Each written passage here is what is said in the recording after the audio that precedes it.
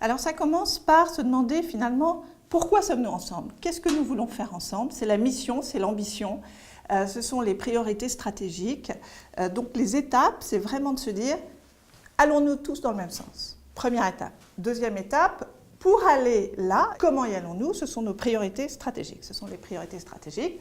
De là, le rôle des différents organes de gouvernance pour atteindre ces priorités stratégiques. À partir du moment où on a le rôle de chacun des organes, la question c'est finalement quelles sont les compétences, les caractéristiques souhaitées chez les membres de ces différents organes de gouvernance, donc définir ce que l'on attend d'eux et enfin dessiner les processus qui vont permettre de les nommer.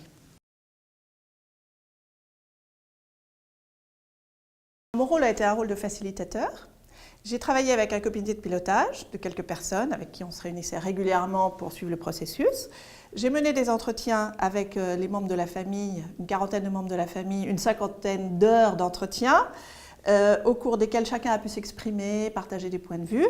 J'ai restitué les points clés de ces entretiens lors d'un séminaire au cours duquel également les membres de la famille qui étaient là ont travaillé sur la mission, la vision, etc. et sur les processus de nomination.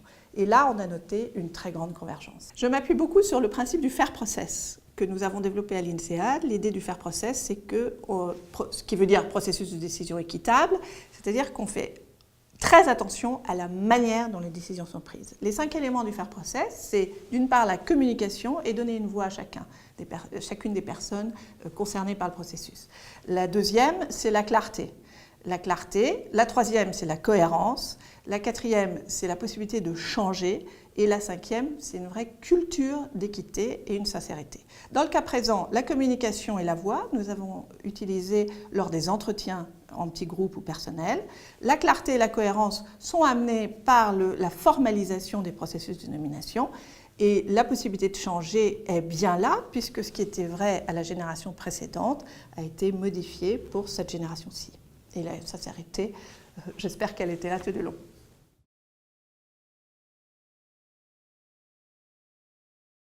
C'est effectivement une transition que je vois dans beaucoup de familles, qui passe d'une poignée d'actionnaires et d'une poignée de sachants et de décideurs à un groupe beaucoup plus étendu avec une culture différente.